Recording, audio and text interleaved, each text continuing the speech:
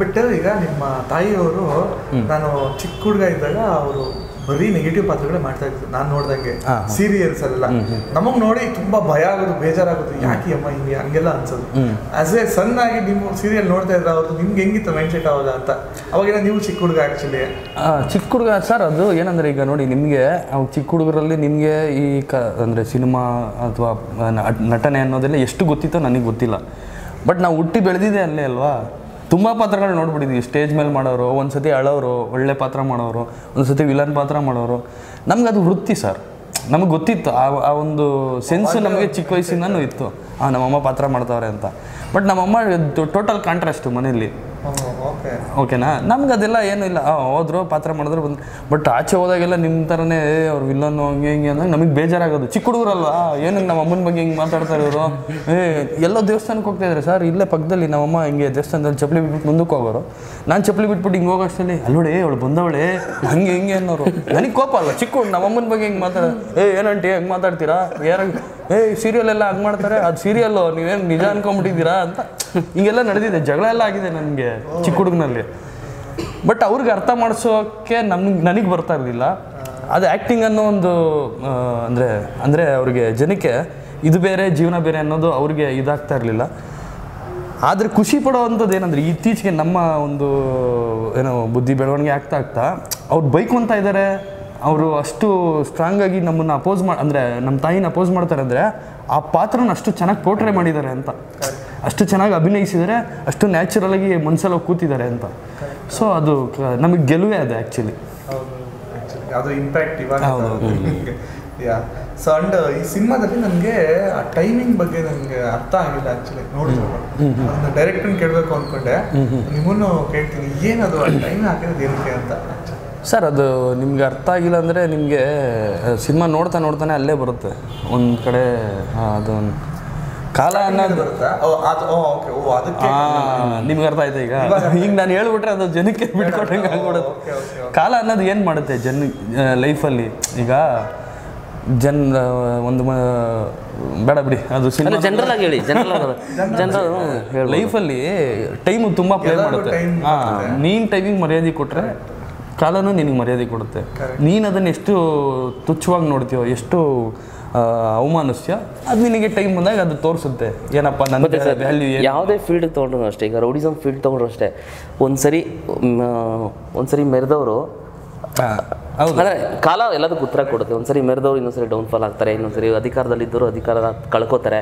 ಆಮೇಲೆ ನಾವು ಅಷ್ಟೇ ಒಂದ್ಸರಿ ಕೆಳಗಡೆ ಇದ್ದವರು ಯಾರೋ ಭಿಕ್ಷುಕ ಸಹ ಇನ್ನೊಂದ್ಸರಿ ಕೋಟ್ಯಾಧಿಪತಿ ಆಗ್ಬಿಡ್ಬೋದು, 5 ಕೋಟಿ ಲಾಟ್ರಿ ಬಂದ್ಬಿಡೋರು. ಅಂದರೆ ಕಾಲ ಎಲ್ಲದಕ್ಕೂ ಉತ್ತರ ಕೊಡುತ್ತೆ, ಕಾಲ ಎಲ್ಲವನ್ನೂ ಬದಲಾಯಿಸುತ್ತೆ ಅಂತ ಅಷ್ಟೇ. ಆ್ಯಂಡ್ ನೀವು ನಿಮ್ಮ ತಾಯಿಗೆ ಎಂಥ ಮಗ? ಹೌದೌದು, ಅವ್ರ ತಾಯಿನ ಕೇಳಬೇಕು. ನಾನಂದ್ರೆ ಪಾಸಿಟಿವ್ ಹೇಳ್ಬಿಡ್ತೀನಿ ಅಂತ. ಇಲ್ಲ ಸರ್, ನಾನು ಕಾಲೇಜಲ್ಲಾಗಲಿ ಸ್ಕೂಲಲ್ಲಾಗಲಿ ಯಾವುದೇ ತರಲೆಗಳನ್ನ ಮನೆಯವ್ರಿಗೂ ತಂದಿಲ್ಲ. ಟೀಚರ್ಗಳು ಯಾವುದೇ ಕಂಪ್ಲೇಂಟು ಸಹ ಮನೇಲಿ ಹೇಳಿಲ್ಲ. ಮತ್ತು ಅಮ್ಮನ ಜೊತೆ ಪ್ರೀತಿಯಿಂದ ಇದ್ದೀನಿ. ಹೌದು. ಅಂದ್ರೆ ನಿಜವಾದ ಲೈಫಲ್ಲಿ ಮಾಡೋಕ್ಕಾಗಿರಲ್ಲ, ಅದನ್ನು ಇಲ್ಲಿ ಮಾಡ್ತಾ ಇರ್ತೀವಿ ಅಷ್ಟೇ. ಯಾವುದೋ ಅಂತ ಕಿರಿಕಿಗಳು ಮನೆಯವ್ರಿಗೂ ಬಂದಿಲ್ಲ, ಯಾವುದು ಜಗಳಗಳು ಬಂದಿಲ್ಲ, ಸೈಲೆಂಟ್ ಆಗಿರ್ತಾ ಇದ್ದೆ. ಅದು ಈಗಿನ ಇಂಟೆನ್ಷನ್ ಅಂದರೆ ಅಪ್ಪ ಅಮ್ಮನ ಚೆನ್ನಾಗಿ ನೋಡ್ಕೋಬೇಕು, ಕೊನೆಯವ್ರಿಗೂ ಚೆನ್ನಾಗಿ ನೋಡ್ಕೋಬೇಕು ಅಂತ ಅದೊಂದಿದೆ. ಮನೇಲಿ ಚಿಕ್ಕ ಪುಟ್ಟ ಜಗಳಗಳು ಅದು ಕಾಮನ್ ಆಗ್ತಾ ಇರುತ್ತೆ. ಅದು ಬಿಟ್ಟರೆ ಎಂಥ ಕಂಪ್ಲೇಂಟ್ಸ್ ಏನು ಅಂತ ಏನಿಲ್ಲ, ಖುಷಿಯಾಗಿದ್ದೀವಿ. ಆ್ಯಂಡ್ ನಿಮ್ಮ ಸರ್ಕಲಲ್ಲಿ ರಾಜರತ್ನಾಕರ ಥರ ಇದ್ರೆ? ಓ, ಸುಮಾರು ಜನ ಸರ್, ಸುಮಾರು ಜನ ಇದ್ದಾರೆ. 10 ಜನ ಇದ್ದರೆ ಒಂದು ಅದರಲ್ಲಿ 2 ಅದೇ ಥರ ಇರ್ತಾರೆ. ಆ ಥರ ಸುಮಾರು ನೋಡಿದ್ದೀನಿ ನಾನು. ನಮ್ಮ ಫ್ರೆಂಡ್ ಸರ್ಕಲಲ್ಲಿ ನೋಡಿದ್ದೀನಿ, ಚೈಲ್ಡ್ಹುಡಲ್ಲೂ ನೋಡಿದ್ದೀನಿ, ಈಗಲೂ ನೋಡ್ತಾನೇ ಇದ್ದೀನಿ. ಒಂದಷ್ಟು ಜನ ಇದ್ದಾರೆ ಈಗಲೂ, ಹಾಗೆ ಇದೆ. ಇದ್ದೇ ಇರ್ತಾರೆ. ಹೌದೌದು, ಪ್ರತಿಯೊಬ್ಬ ಫ್ರೆಂಡ್ಗೂ ಯಾರೋ ಒಬ್ಬ ಕನೆಕ್ಟ್ ಆಗೇ ಆಗ್ತಾನೆ ಸಿನಿಮಾ ನೋಡ್ಬೇಕಾದ್ರೆ. ಪ್ರತಿ ತಾಯಂದ್ರಿಗೂ, ತಂದೆ ಯಾರಿಗೇ ಆಗಲಿ ಸಿನಿಮಾ ನೋಡಿದಾಗ ಓ ಈ ಕ್ಯಾರೆಕ್ಟ್ರು ಇವನಲ್ವಾ ಅಂತ ಒಂದು ಕನೆಕ್ಟ್ ಆಗೇ ಆಗುತ್ತೆ. ಸೊ ಸಿನಿಮಾ ಇನ್ನೂ ಹತ್ರ ಆಗಕ್ಕೆ ಸ್ಟಾರ್ಟ್ ಆಗುತ್ತೆ ಅವ್ರಿಗೆಲ್ಲರಿಗೂ. ಸರ್ ನಿಮ್ಮನ್ನ ಹೆಂಗೆ ಕೇಳೋದು ಈಗ? ಅದನ್ನು ಆಲ್ರೆಡಿ ಆವಾಗಲೇ ಹೇಳಿದ್ರೆ ನಾನು ಹೆಂಗಿದ್ದೆ ಅಂತ, ಆದರೂ ಕೇಳ್ತೀನಿ ಏನಾರು ಆ ಥರ ಅಂದರೆ ಸಡನ್ ಕೋಪ ಮಾಡ್ಕೊಂಡಿರೋದು ಯಾವ್ದಾರ ವಿಷಯಗಳಿಗೆ? ಯಾರು ನಮ್ಮ ತಾಯಿ ಮೇಲೆ? ನಿಮ್ಮ ತಾಯಿ ಮೇಲೆ ಅದು ಇರುತ್ತೆ ಸರ್, ಇನ್ಯಾರ ಮೇಲೆ ಕೋಪ ಮಾಡ್ಕೊಳ್ಳೋದು? ಅಂದರೆ ಅದೇ ಈ ಸಿನಿಮಾದಲ್ಲೂ ಈ ಸಿನಿಮಾದಲ್ಲಿ ತಾಯಿ ಪಾತ್ರ ಜೊತೆ ನಾನು ಅಭಿನಯ ಮಾಡ್ಬೇಕಾರೆ ಅಂದರೆ ಇಷ್ಟೊಂದು ರೂಢಾಗೆಲ್ಲ ನಡ್ಕೊಂಡಿರಲ್ಲ ನಮ್ಮ ತಾಯಿ ಸುಮ್ಮನಿರಮ್ಮ ನಿಮ್ಗೆ ಈ ಥರ ನಡೀತಾ ಇರ್ತವೆ ಅವೆಲ್ಲ. ಬಟ್ ನಮಗೆಲ್ಲ ಅವಾಗಿಂದನೂ ಅದೇ ಸರ್, ಅಪ್ಪ ಅಮ್ಮನ ಚೆನ್ನಾಗಿ ನೋಡ್ಕೊಬೇಕು ಅನ್ನೋದೇ ಮೇಜರ್ ಎಲ್ಲ ಮಕ್ಕಳು ಗುರಿ ಆಗಿರುತ್ತೆ. ಆಗಿಂದನೂ ನಾವು ಅವ್ರಿಗೇನು ಜಾಸ್ತಿ ಹರ್ಟ್ ಮಾಡ್ತೀರಾ, ಅವ್ರಿಗೆ ಪ್ರೆಷರ್ಗಳಾಗ್ತೀರಾ, ಅದೆಲ್ಲ ಮಾಡ್ಕೊಂಡು ಬಂದಿದ್ದೀವಿ. ಕೋಪ ಎಲ್ಲ ಇರುತ್ತೆ ಸರ್, ತಾಯಿ ಮೇಲೆ ಕೋಪ ಮಾಡ್ಕೊಳ್ತೀರ ಇನ್ಯಾರ ಮೇಲೆ ಮಾಡ್ಕೊಳ್ಳೋಣ, ಅದೇ ಲವ್ ಅಲ್ವಾ? ಅಂದರೆ ಕೋಪ ಅಂದರೆ ಅದೊಂಥರ ಏನಂತಾರೆ ಪ್ರೀತಿ ಕೋಪ ಅದು. ಅದು ಸುಮ್ಮನೆ ಅವ್ರನ್ನ ವಿರೋಧಿಸೋದು, ಅವ್ರನ್ನ ತುಚ್ಛವಾಗಿ ಆ ಥರ ಕೋಪ ಅಲ್ಲ ಅದು. ಅಂಡ್ ನಿಮಗೆ ಈ ಥರ ಒಂದು ಫ್ರೆಂಡ್ ಸರ್ಕಲ್ ಸರ್ ಇದ್ದಾರೆ ಸರ್. ನಾನು ಹೇಳಿಲ್ಲ, ನಾನು ಬೆಳೆದಿರೋದೇ ಅಂಥ ವಾತಾವರಣದಲ್ಲಿ. ನಾನು ಲೋವರ್ ಮಿಡ್ಲ್ ಕ್ಲಾಸ್ ಲೈಫಲ್ಲೇ ನಾನು ಬೆಳೆದಿದ್ದು ಬಂದು ಮುಳ್ಳುಪಾಳ್ಯದಲ್ಲಿ ಬೆಳೆದಿದ್ದು. ನಾನು 1ನೇ ವರ್ಷ ಇರ್ಬೇಕಾದ್ರೆ ಅಲ್ಲಿ ನಾನು ಚಿಕ್ಕ ಹುಡುಗ ಇದ್ದಾಗಲೇ ಅಲ್ಲಿಂದ ನನ್ನ ಲೈಫ್ ಸ್ಟಾರ್ಟ್ ಆಗಿದ್ದು. ಆ ಸರೌಂಡಿಂಗು ಮುಳ್ಳುಪಾಳ್ಯ, ಕಾಮಾಕ್ಷಿ ನಗರ, ಈ ಕಮಲಾನಗರ, ಆಮೇಲೆ ಲಗ್ಗೆರೆ, ಈ ಥರ ಸರೌಂಡಿಂಗಲ್ಲೆಲ್ಲ ಆ ಥರ ಹುಡುಗರನ್ನೇ ನೋಡ್ಕೊಂಡು ಬೆಳೆದಿದ್ದು. ತುಂಬ ಜನ ಇದ್ದಾರೆ, ತುಂಬ ಜನ ಬುದ್ಧಿ ಕಲಿದರ ಸತ್ತು ಹೋಗ್ಬಿಟ್ಟಿದ್ದಾರೆ ಸರ್. ಇವಾಗಲೂ ಎಷ್ಟೋ ಜನ ಮಿಸ್ ಮಾಡ್ಕೊತೀನಿ. ನನ್ನ ಮಗ ಈ ಸಿನಿಮಾ ನೋಡಿದರೆ ಚೆನ್ನಾಗಿರೋದಲ್ಲ, ಇವನು ಈ ಸಿನಿಮಾ ನೋಡಿದ್ರೆ ಎಲ್ಲ ಫ್ಲೆಕ್ಸ್ಗಳಾಗ್ಬಿಟ್ರು. ಹೌದಾ? ತುಂಬ ಜನ ಇದ್ದಾರೆ. ಅಂದರೆ ಏನು ಕುಡ್ತಾ ಚಟಗಳು, ಮನೆಯವ್ರಿಗೆ ಮರ್ಯಾದೆ ಕೊಡಲ್ಲ, ಜೀವನನ ಅರ್ಥ ಮಾಡ್ಕೊಳಲ್ಲ. ಹೋಗ್ಲಿ ಅವ್ನ ಪಾಯಿಂಟ್ ಆಫ್ ವ್ಯೂ ಕತೆ ಏನಂತ ಕೇಳಿದ್ರು ಯಾರಿಗೂ ಹೇಳಲ್ಲ. ನೀನು ಯಾಕಪ್ಪ ಹಿಂಗಾಗಿದೆಯಾ ಅಂದರೆ ಎಗರಾಡೋದು ಕೂಗಾಡೋದು ಮಾಡ್ತಾರೆ ಮನೆಯಲ್ಲಿ. ಈ ಥರದ ತುಂಬ ಜನ ನೋಡಿದ್ದೀನಿ. ಹೌದು, ಆ್ಯಕ್ಚುಲಿ ಹೌದು, ನಿಜ. ಅಂದರೆ ಒಂದು ಮನೆಯಲ್ಲಿ ಒಬ್ಬ ಆ ಥರ ಆಗಿಬಿಟ್ರೆ ಇಡೀ ಮನೆಯೇ ಒಂದು ವಾತಾವರಣ. ಸರ್ ಪ್ರತಿ ಕುಟುಂಬದಲ್ಲಿ ಇರ್ತಾರೆ ಸರ್. ನೀವು ಶ್ರೀಮಂತರಾಗಲಿ, ಬಡವರಾಗಲಿ, ಮಧ್ಯಮ ವರ್ಗದವರಾಗಲಿ, 4 ಗೋಡೆ ಮಧ್ಯೆ 4 ಜನ, ನಾನು, ನಮ್ಮ ಅಪ್ಪ ಅಮ್ಮ, ನನ್ನ ತಮ್ಮ ಅನ್ಕೊಳ್ಳಿ, ಈ ಥರ 4 ಜನದ ಮಧ್ಯೆ ಇಲ್ಲ ಅಂದ್ರೂ ನಮ್ಮ ಕುಟುಂಬದಲ್ಲೋ ಎಲ್ಲೋ ಒಬ್ಬ ಇರ್ತಾನೆ, ಅವನು ಇದ್ದೇ ಇರ್ತಾನೆ ಸರ್. ಇದು ಮತ್ತೆ ಇನ್ನೊಂದು, ಈಗ ಸರ್ 100% ಇರಬೇಕು ಅಂತಲೂ ಇಲ್ಲ. ಈಗ ಅದರಲ್ಲಿ ಒಂದು 10%, ಈಗ ನಮ್ಮಲ್ಲೂ ರಾಜ ಇರ್ತಾನೆ ಒಂದು 10%. ಹೌದು, ಈ ಆ್ಯಂಗಲ್ ಕರೆಕ್ಟ್. ನಮ್ಮಲ್ಲೂ ಕಂಪ್ಲೀಟ್ 100% ಇಲ್ಲ ಅಂದ್ರೂ ಕೆಲವು ಸಿಚುವೇಶನ್ಸ್ಗೆ ಅಹಂಕಾರ ತೋರಿಸೋ, ಕೆಲವು ಸಿಚುವೇಶನ್ಸ್ಗೆ ತುಂಬ ರೂಢಾಗಿ ಬಿಹೇವ್ ಮಾಡೋ ರಾಜ ನಮ್ಮಲ್ಲೂ ಇರ್ತಾನೆ. ಬಟ್ ಅದು ಕಂಟಿನ್ಯೂ ಆಗಲ್ಲ. ಆ ಸಂಜೆಗೆ ಸರಿ ಹೋಗ್ತಾನೆ, ಬಟ್ ಅವ್ರು ಕಂಟಿನ್ಯೂ ಆಗ್ತಾ ಇರ್ತಾರೆ. ಈಗ ಅಪ್ಪ ಅಮ್ಮನ ವಿರೋಧಿಸೋದು, ಈಗ ಅವ್ರಿಗೆ ಯಾವುದೋ ಒಂದು ಕೋರ್ಸ್ ಇಷ್ಟ ಇರುತ್ತೆ, ನನಗೆ ಯಾವುದೋ ಒಂದು ಕೋರ್ಸ್ ಇಷ್ಟ ಇರುತ್ತೆ. ಇಲ್ಲ ನಾನು ಇದೇ ಮಾಡೋದು, ಇಲ್ಲ ನಾನು ಮನೆ ಬಿಟ್ಟು ಹೋಗ್ತೀನಿ, ಇಲ್ಲ ಅದು ಮಾಡ್ತೀನಿ ಇದು ಮಾಡ್ತೀನಿ ಅಂತ ಜಗಳ ಆಡಿಕೊಂಡು ಹೊಡೆಯಕ್ಕೆ ಹೋಗೋದು, ಬೈಯಕ್ಕೆ ಹೋಗೋದು, ಅದು ಅಲ್ಲರಿಗೂ ಹೋಗುತ್ತೆ ಆ ರಾಜ ಅನ್ನೋ ಕ್ಯಾರೆಕ್ಟರ್. ಆಮೇಲೆ ತಿರ್ಗಿ ಅವ್ರಿಗೆ ಅರಿವಾಗ್ಬಿಟ್ಟು ಮತ್ತೆ ಸರಿ ಹೋಗ್ತಾನೆ. ಅದೇ ಜೀವನ ಅಲ್ಲ, ಅದೇ ಜೀವನ. ನಿಮ್ಗೆ ಅರ್ಥ ಮಾಡ್ಕೊಳ್ಳೋ ಕೆಪಾಸಿಟಿ, ವಿವೇಕ ಇದೆ ಅಂದಾಗ ಅದನ್ನ ಬಳಸ್ತಿರಲ್ಲ, ಅದೇ ನಿಮಗೆ ಆ ಮೂಮೆಂಟಿಗೆ ರಾಜ ಅಷ್ಟೇ. ಮನುಷ್ಯತ್ವಾಗ ಅದೇ ಮುಂದುವರಿಯುತ್ತೆ ಅಷ್ಟೇ. ಕರೆಕ್ಟ್. ಆಮೇಲೆ ಇನ್ನೊಂದು ಮೇಜರ್ ಪಾಯಿಂಟ್ ನನಗೆ ತುಂಬ ಇಷ್ಟ ಆಗಿದೆ, ಕನೆಕ್ಟ್ ಆಗಿದೆ ಅಂದರೆ, ನೀವು ಈಗಿದ್ದೀರಲ್ಲ, ನೀವು ಹಿಂಗೆ ಆ್ಯಕ್ಟ್ ಮಾಡಿದರೆ ಮೋಸ್ಟ್ಲಿ ಇನ್ನೂ ಇಂಪ್ಯಾಕ್ಟ್ ಕಮ್ಮಿ ಆಗಿರೋದನ್ನ. ನಿಮ್ಮ ಹೇರ್ ಸ್ಟೈಲ್ಸು, ಆ ಕಲರು, ಅದೆಲ್ಲ ಇದೆಯಲ್ಲ, ಸಖತ್ ಇಂಪ್ಯಾಕ್ಟ್. ಅದೆಲ್ಲ ಡೈರೆಕ್ಷನ್ 100%. ಅನ್ನೋದು ಆ ಹುಡುಗರು ಹಂಗೆ ಇರ್ತಾರೆ. ನಾವು ಹೋದ್ರೆ ಇವ್ರು ಹೇಳಿದ್ರಲ್ಲ, ಸ್ವಲ್ಪ ಕೆಲವಷ್ಟು ಏರಿಯಾಗಳಲ್ಲಿ ಓಲೆಗಳು ಹಾಕ್ಕೊಂಡು ಸ್ವಲ್ಪ ಕಲರ್ ಮಾಡ್ಕೊಂಡು ಒಳ್ಳೆ ಫುಲ್ಲು ಜಿಂಗ್ ಪ್ಯಾಂಟ್ ಶರ್ಟ್ಸ್ ಹಾಕೊಂಡು, ಅದು ಪರ್ಫೆಕ್ಟ್ ವರ್ಕ್ ಅದು ಆ್ಯಕ್ಚುಲಿ. ಅದೆಲ್ಲ ನಮ್ಮ ಡೈರೆಕ್ಟರ್ಗೆ, ಡೈರೆಕ್ಷನ್ ಟೀಮ್ಗೆ ಕ್ರೆಡಿಟ್ ಹೋಗುತ್ತೆ ಸರ್. ಒಂದ್ಸರಿ ಇಲ್ಲಿ ಲಗ್ಗೆರೆ ಹತ್ರ ಶೂಟ್ ಮಾಡ್ತಾ ಇದ್ವಲ್ಲ, ಸೇಮ್ ಬಂದ್ಬಿಟ್ಟು ಸರ್, ಕರೆಕ್ಟ್ ಇದು ಮರ್ತೋಗಿದೆ ನೋಡಿ ಸರ್. ಶೂಟ್ ಮಾಡ್ತಾ ಇದ್ವಿ, ಅವನಿಗೆ ಈ ಶೂಟಿಂಗ್ ಅವ್ರ ಹತ್ರ ಬಿಲ್ಡಪ್ ತಗೋಬೇಕು ಅಂತ ಒಂದು ಯಾವುದೋ RX ಬೈಕೋ, ಇಲ್ಲ ಇದು ಡಿಯೋ ಬೇಕಲ್ಲ, ಮಲಗಿಸ್ಕೊಂಡು ಹಿಂಗೆ ಬಂದ, ಅದು ಒಂದು 2 ಸರಿ ಹಿಂಗೆ ಮಾಡಿ ವೀಲಿಂಗ್ ಮಾಡಿ, ಒಂದು 2 ಸರಿ ವೀಲಿಂಗ್ ಮಾಡ್ಬಿಟ್ಟು, ನಾನು ಶೂಟಿಂಗ್ ನಿಂತಿದ್ದೀನಿ, ಟೀ ಅಂಗಡಿ ಹತ್ರ ಶೂಟಿಂಗ್, ಇವ್ರು ಆ ಕಡೆ ಕೂತವ್ರೆ, ಶಾರ್ಟ್ ರೆಡಿ ಇದೆ, ಅಣ್ಣ ಡೋಂಟ್ ಕೇರ್, ಶಾರ್ಟ್ ರೆಡಿ ಎಲ್ಲ ರೆಡಿ ಇದೆ, ಇವ್ರು ಎಂಟ್ರಿ ಆಗ್ಬೇಕು, ಅವ್ನು ಬಂದ. ರಿಯಲ್ ನಿಜವಾಗ್ಲೂ ಸರ್, ರಿಯಲ್ ರಾಜ ಬಂದ. ಈಗ ಫುಲ್ ಏರ್ ಕಲರ್ಸು, ಸೇಮ್ ಇವ್ರ ಥರನೇ ಶೂ, ಫುಲ್ ಜಿಂಗ್ ಶೂ, ಮತ್ತೆ ಕಲರ್ ಎಲ್ಲ ಹಾಕೊಂಡಿದ್ದ, ರಿಂಗ್ ಎಲ್ಲ ಹಾಕೊಂಡಿದ್ದ, ಬಂದ ಜಿಂಗನಕ್ಕೆ ಬಂದ, ಹಿಂಗೆ ಅನ್ಕೊಂಡು ಹಿಂಗೆ ಹೋದ, ಸಿಗರೇಟ್ ಇಸ್ಕೊಂಡ, ಅಲ್ಲೇ ಹಚ್ಕೊಂಡ. ನೋಡ್ದ ನಮ್ಮನ್ನು ಏನು ಮಾಡ್ತಾವ್ರಿ ಇವರು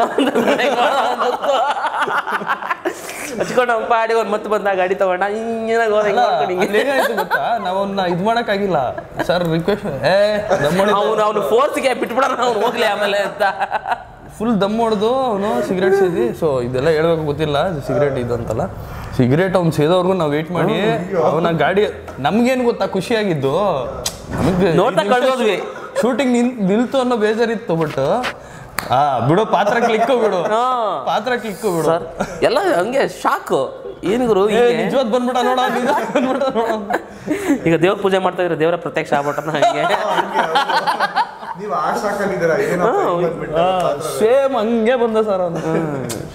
ಇವರು ಈಗ ಫಿಲಮಲ್ಲಿ ಹಿಂಗೆಲ್ಲ ನಡ್ಕೊಂಡು ಹೋಗ್ತಾ ಇರ್ತಾರೆ, ಆಗ ಬಾಯ್ಸ್ ಬಿಹೇವ್ ಮಾಡ್ತಾರೆ, ಅದೇ ಥರ ಬಂದ ಹಿಂಗೆ ಬಂದ ಕೇರೆ ಮಾಡ್ತಾ ಇಲ್ಲ ಸರ್, ಯಾರಿಗೂ ಕೇರೆ ಮಾಡ್ತಾ ಇಲ್ಲ. ಅಲ್ಲಿ ಕ್ಯಾಮ್ರಾ ಇದೆ, ಎಲ್ಲರೂ ರೆಡಿ ಎಲ್ಲ ಕಾಯ್ತಾ ಇದ್ದೀವಿ. ನೋಡ್ತಾನೆ ಇವನು ಯಾರು ನೋಡ್ತಾನೆ, ಅವ್ನು ಮೋಸ್ಟ್ಲಿ ನಂತರನೇ ಅದೇ ಅವ್ರು ಮಾಡಿದ್ರೆ ನನಗೇನು ಅಂದ್ಬಿಟ್ಟು ಅವನು ನನ್ನ ಏರಿಯಾ ಅನ್ನೋ ಥರ ಹೋದ, ದಮ್ ಮಾಡ್ಕೊಂಡು ಹೋದ. ನಮಗೆ ಖುಷಿ ಅಲ್ಲ ಸರ್, ಅಂದ್ರೆ ನಾವು ಮಾಡ್ತಿರೋದು ಕರೆಕ್ಟ್ ಆಗಿದೆ, ರಿಲೇಟ್ ಆಗುತ್ತೆ, ಇದಿದೆ ಈ ತರ ಪಾತ್ರಗಳು ಅನ್ನೋದು ಶೆಟ್ಗೆಲ್ಲ ಖುಷಿ. ನಿಜವಾದ ರಾಜನೇ ಬಂದ್ಬಿಡ ನೋಡೋ ಅಂತ ನಮ್ಮ ಡೈರೆಕ್ಟರ್ ನೋಡಿ ಸುಮ್ಮನೆ ನಗ್ತಾವ್ರೆ.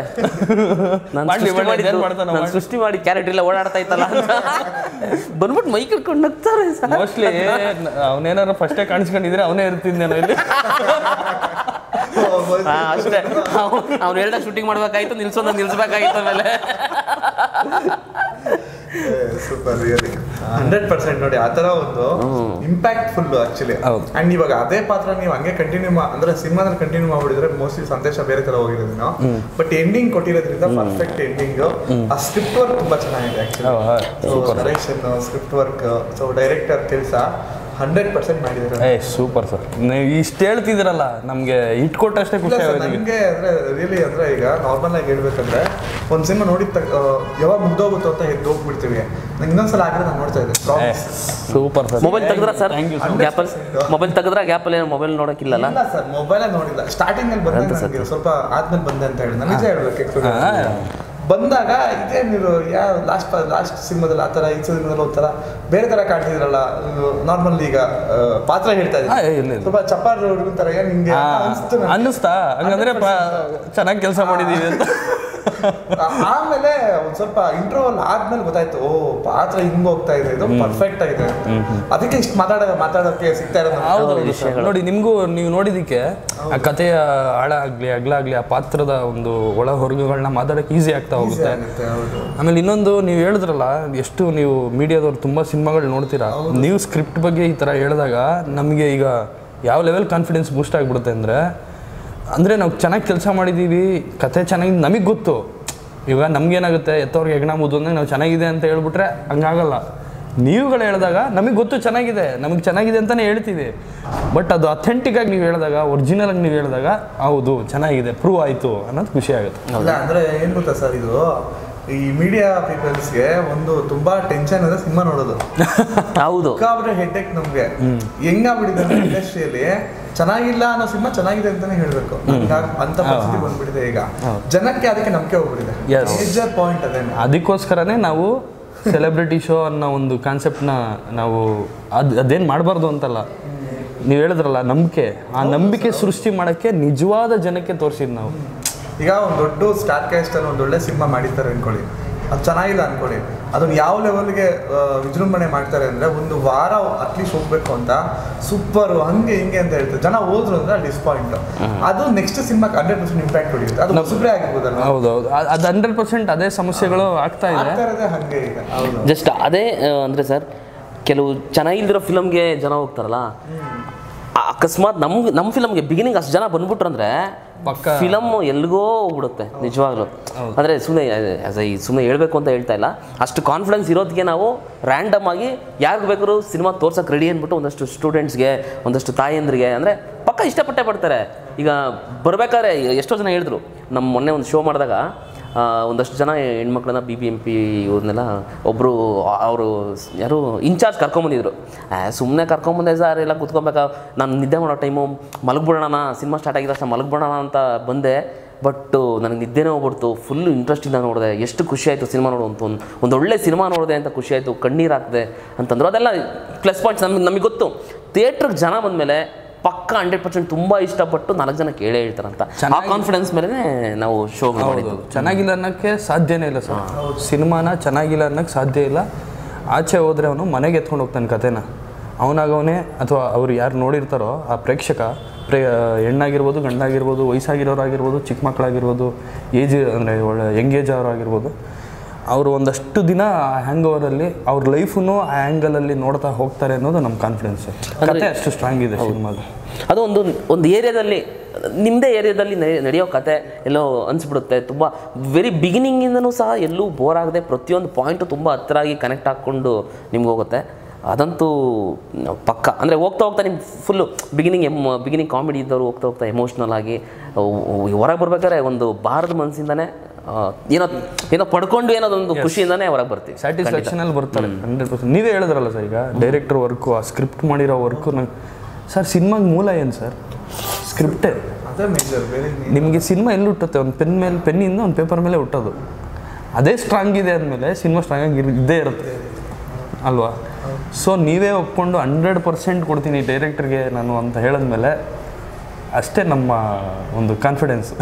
ಸರ್ ನನಗೆ ಸ್ಕ್ರೀನ್ ಟೆಸ್ಟಿಗೆ ಕೊಟ್ಟಾಗ ಜಸ್ಟ್ ನಾನು ಒಂದು ಶೀಟ್ ಓದಿದ್ದು, ಜಸ್ಟ್ ನಂದು ಪೋರ್ಷನ್ದು ಒಂದು ಕನ್ವರ್ಸೇಷನ್ ಓದಿದ್ದು, ನಂದು ಮತ್ತು ಇನ್ನೊಂದು ಇವ್ರದ್ದು ಅನ್ಸುತ್ತೆ ಏನೋ ಕನ್ವರ್ಸೇಷನ್. ನಾನು ಓದಿದ ತಕ್ಷಣ ಅಲ್ಲೇ ಗೊತ್ತಾಗೋಯ್ತು ಸಕ್ಕತ್ತಾಗಿದೆ ರೈಟಿಂಗು, ಆ ಡೈಲಾಗ್ಸ್ ನೋಡೇ ಗೊತ್ತಾಗೋಯ್ತು ರೈಟಿಂಗ್ ಸಕ್ಕತ್ತಾಗಿದೆ, ಮತ್ತು ಸಿನಿಮಾದ ಡೆಪ್ತು ಗೊತ್ತಾಗೋಯ್ತು. ಸರ್ ಒಂದ್ಸರಿ ಕತೆ ಹೇಳ್ತೀರಾ ಅಂತ ಕೇಳಿದೆ. ಹ್ಞೂ ಸರ್ ಅಂದ್ಬಿಟ್ಟು ಹೇಳಿದ್ರು.